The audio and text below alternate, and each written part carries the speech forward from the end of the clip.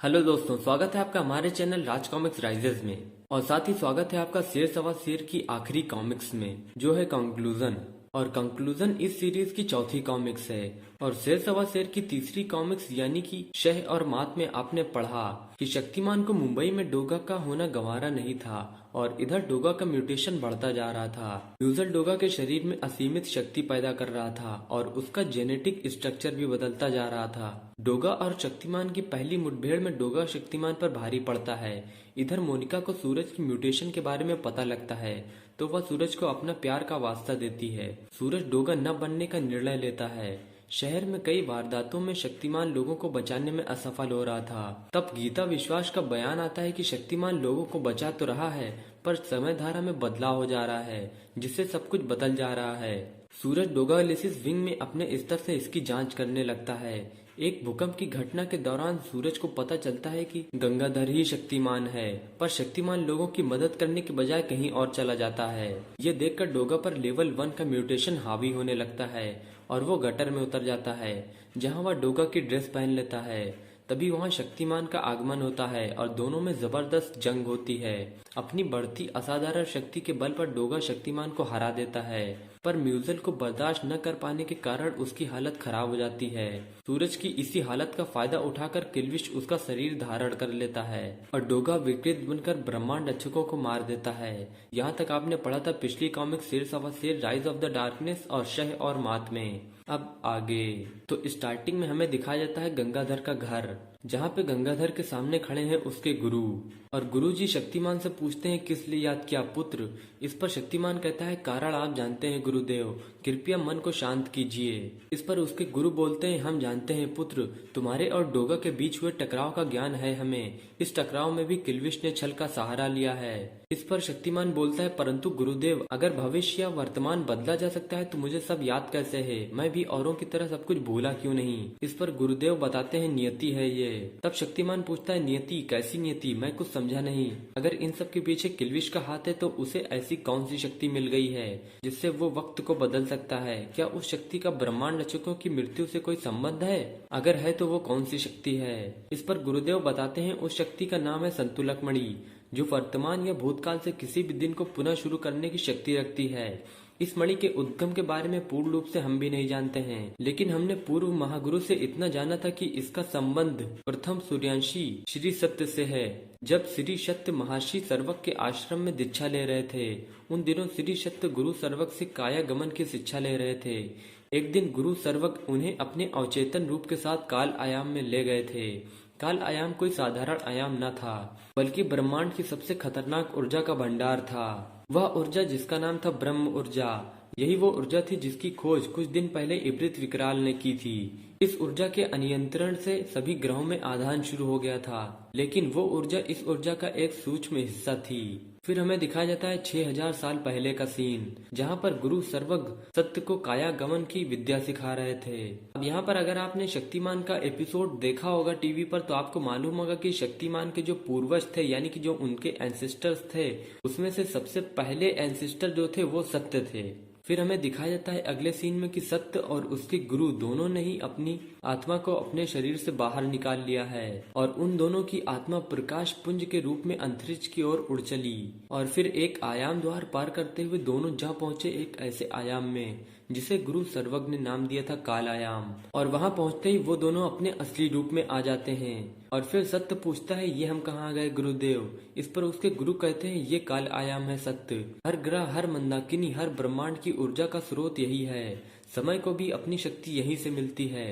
ये ऊर्जा जो तुम चारों ओर प्रस्फुटित होते हुए देख रहे हो, इसी ऊर्जा से सृष्टि और समय का जन्म हुआ था। मैंने तुम्हें जो शक्ति पुंज दिखाया था वो इस ऊर्जा का एक बहुत छोटा सा रूप है। अब तुम अनुमान लगा सकते हो कि ये ऊर्जा कितनी अमूल्य है। ये रहस्य हमें हमारे गुरु और उन्हें उनके गुरु ने बताया था। आज हम तुम्हें इस रहस्य को बता रहे हैं और आगे भविष्य में तुम अपने योग्य शिष्य को बताना।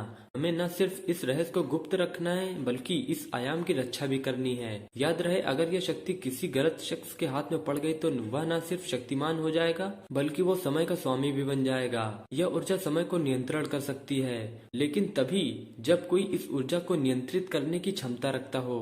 इसे नियंत्रित करने की क्षमता मात्र संतुलक मणि में है, जो आज से 500 साल पहले जॉर्डन नामक ग्रह के एक अनुसंधानकर्ता ने बनाई थी। वो मणि इस आयाम से जुड़कर इसकी ऊर्जा को नियंत्रित कर सकती थी और वर्तमान, भूत या भविष्य किसी भी समय को बदल सकती थी। इसका धारक इसे मनचाहे समय काल से जोड़कर अपना कोई भी मकसद पूरा करवा सकता है। इस पर सत्य पूछते हैं, परंतु वो मणि है कहाँ पर गुरुदेव? तब उसे उसके गुरु बताते हैं, उस मणि को हमारे गुरु विशिष्ट ने एक ग्रह में छुपा दिया है। उस ग्रह पर जाने का अधिकार अब सिर्फ तुम्हें है। अपने एक तिलिस्म की मदद से तुम्हें और तुम्हारी आत्मिक ऊर्जा को उससे जोड़ दिया है मैंने। तब सत्य कहता है, मैं हमेशा उस मणि और इस आयाम की रक्षा करूंगा। इस पर उसके गुरु कहते हैं, हमें भी तुमसे यही आशा है और हमें पूर्ण विश्वास है कि तुम्हारे रहते कोई इस आयाम की ओर रुख भी नहीं करेगा। तभी हमें वापस से प्रेजेंट टाइम दिखाया जाता है, जहाँ पर उसके गुरु कहते हैं, वे दोनों तो पृथ्वी पर लौट आए, लेकिन गुरु सर्वज्ञ क्या जानते थे कि उनका एक ही शिष्य तामसिक प्रवृत्ति का निकलेगा। वज्रबाहु ने चोरी छुपे सत्य को सिखाई जाने वाली काया गमन विद्या भी सीख ली थी, जिसकी मदद से उसने गुरु सर्वज्ञ का शरीर धारण कर लिया और खुद के शरीर को अग्नि के सुपुर्द कर दिया। और जब तक ये बात श्री सत्य को पता चली तब तक बहुत देर हो चुकी थी।